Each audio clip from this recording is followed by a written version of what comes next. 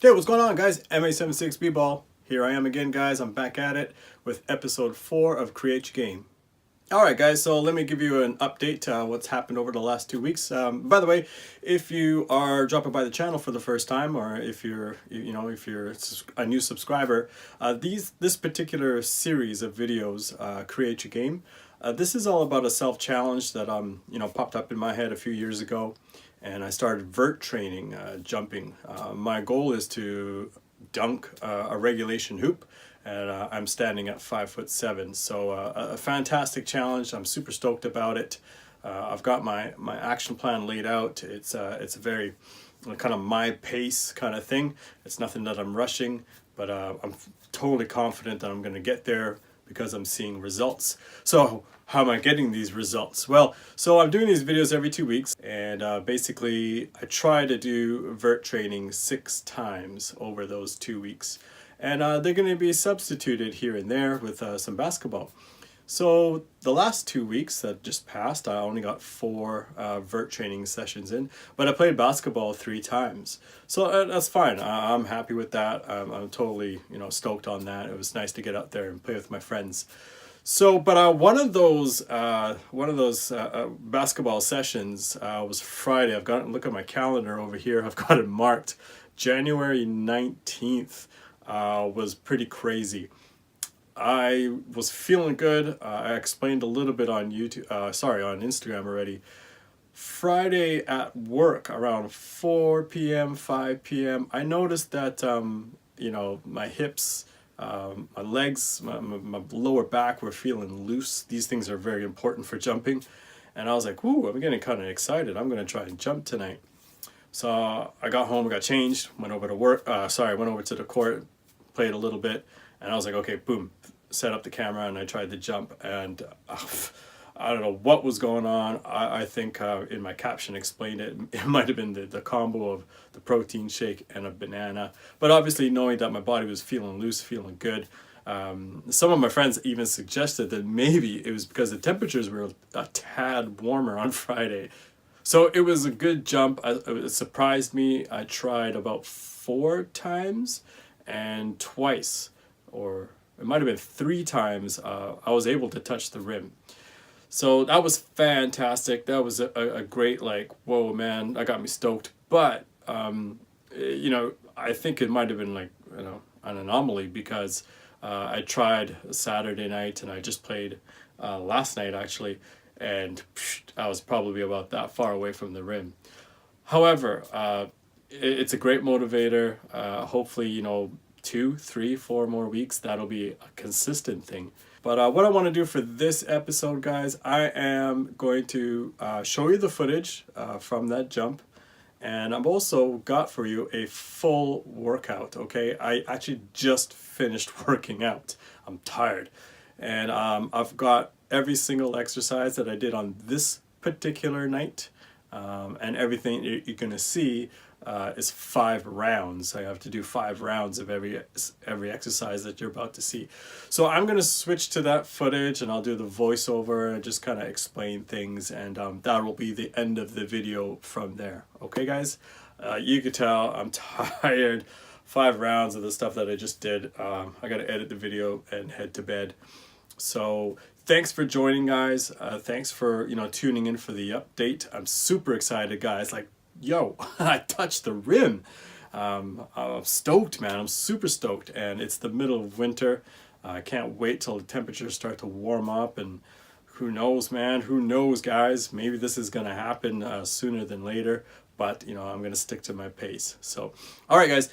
Let me switch over to that footage, and thank you so much to all of the subscribers. Thanks for joining in. Thanks for your support. If you have any questions about the workouts and anything to do with vert training and jumping, leave them down below. I'll answer them. It's even better that you can get me over on Instagram.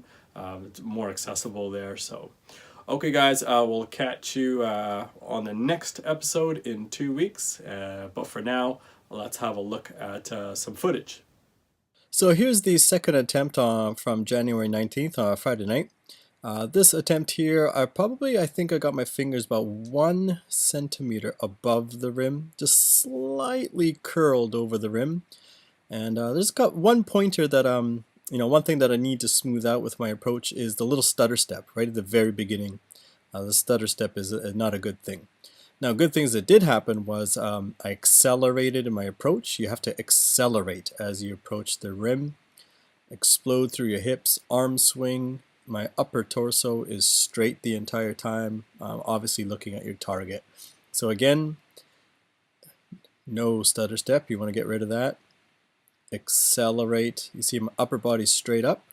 Arm swing, penultimate step. Explode through the hips and just go for it.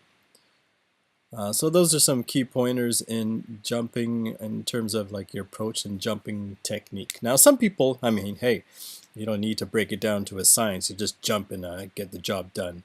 But it works for me and I'm getting results, so that's what I'll stick with. So next up is just a close-up, just touching the rim there in slow motion. But this one here, this is actually the best attempt of the entire night. And this is actually a partial grab. So penultimate step, arm swing, torso is straight up and explode up. That's what it takes, guys. Alright guys, so here is the workout from tonight. This is the full workout. So just starting off with 10 push-ups, and just keep in mind everything, all of the exercises you're going to see, you have to do 5 rounds. So usually there's the upper body and leg portion. You'll do 5 rounds of those exercises, and then afterwards you do the core exercises. So just push-ups, like you have to remember, like in jumping, you're not just working on the legs, or the entire body acts as a spring. So upper body is very important, and lower back is very important. So yeah, there's push-ups in the program. This is actually one of my favorite exercises, back extensions. I remember way back when I first started this, I could literally only get my head off the ground a few centimeters. Now I'm able to get it up about a few inches. So you can't see it, but in the back you have to keep your legs off the ground the entire time. When you bring your head up, squeeze, and you can feel the lower back doing its thing. So then we have back rows here. So you have to be careful on a lot of these exercises of your back position. You don't want to put any strain on your lower back. So trying to study videos from YouTube and learning about proper position, keeping your back straight, flexing at the hip joint, not to let your knees go past your toes, etc., etc. And those back rows, again, it's just you're working the entire body. You're just tuning up. The entire body is a giant spring, so you have to tune up all parts of the body to get this done. I've sped up the video now, so that's why it kind of looks funny. I'm not really doing this exercise this fast. So we have, I forget what these deadlifts, I think. I guess the key here is you're supposed to keep the bar super close to your shin bones, to your knees, to your thighs, keeping everything nice and tight, back straight. And again, the video is sped up. I'm doing this actually quite slowly, just making sure, trying to keep the technique tight as best as I could. Alright, so next up, kickbacks. Now this looks simple enough, but again, I remember when I first started doing this a year ago, I could not get my leg this high. You're trying to get your leg, parallel to the ground. My back should be parallel to the ground as well, so the chair should be lower. As you can see, I sped up the film again. So what you're concentrating on is bringing the knee, close up into the chest. Kick back. When you're kicking back, you have to stay in control. It's nothing that you're trying to power through. You want to keep the legs steady, squeeze your glutes at the top. That's for the main purpose of this exercise. And you also feel it in your hamstring and lower back as well. A great exercise, low impact. You don't need anything. You need the edge of the couch or a chair, and you can get this exercise done. So one of my favorite exercises, split squats. So obviously I'm doing this without any weights. Now the angle of the camera, my knee is actually not going past my toe. It certainly looks like it. The point here is you're flexing in the hip joint. and that's what it's all about. And this, man, I tell you, this really goes after the hamstrings, the quads, and the glutes, like everything that's involved with jumping. I remember when I first started these exercises, I didn't go down this low. Wasn't comfortable. Uh, but now, my legs are getting stronger. The, anterior chain, sorry, posterior chain is getting stronger now. So yeah, that's a great one. Now this exercise here, this is what I call a maintenance exercise. So I blew my right patella in February, and it'll never be 100% again. So I continue to do maintenance exercises. So you come down very slowly, very controlled to a certain point where it's kind of borderline, like, okay, and you put your leg down and use both legs to stand up. You don't put the additional strain on that knee. And this is to strengthen the patella. So you're trying to flex through the hip. I should be keeping my torso a little bit more straight than that. But yeah, you can see the pace. This video has not been sped up. It's a very slow exercise. And it just helps things with the patella. And yeah, I don't know. I just remember my doctor telling me to do it. And then I also did research on YouTube about this one. So I continued to do it. This is also a maintenance exercise for me. I have issues with weak hamstrings, always have. So when I blew my patella and I started going in for rehab, the doctor was like, yeah, you've got weak hamstrings. And this was a very simple exercise he told me to do to remedy it. Now, I used to do this without shoes. That's how weak my hamstrings were. That may play a major role in possibly why I blew my knee. And now I've graduated to wearing shoes. So even just that slight, those few ounces of wearing a shoe, it benefits, well, at least in my case, it benefits me to strengthen my hamstrings. So yeah, just legs straight out behind you. You want to bring them in quick and then release it with some control.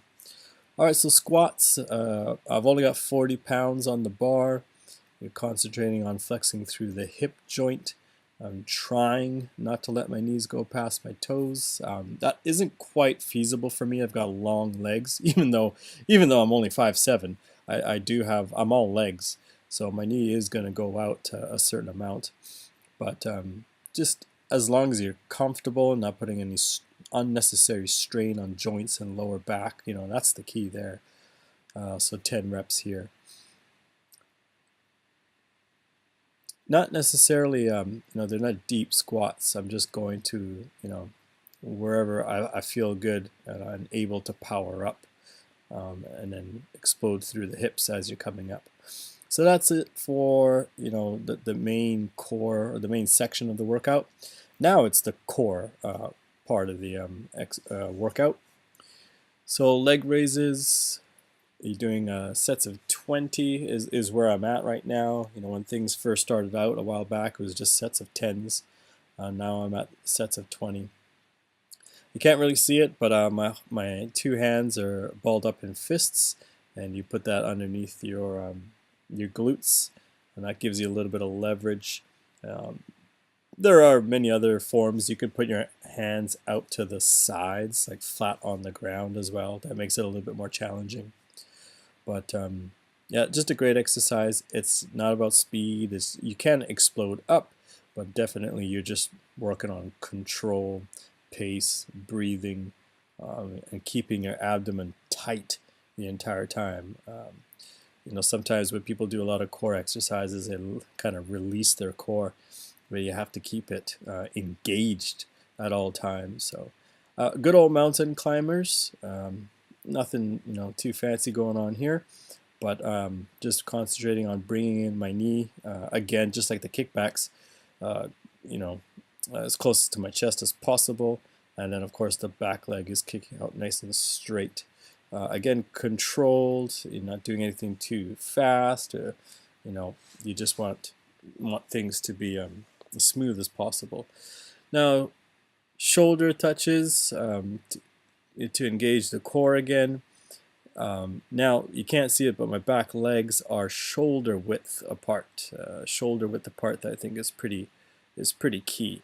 So yeah, engaging the core slowly but surely. The shoulder touches are a great exercise, and one that I never knew about until I actually started doing these. So um, yeah, it's a great exercise if done properly. So and then 10 touches for each shoulder there.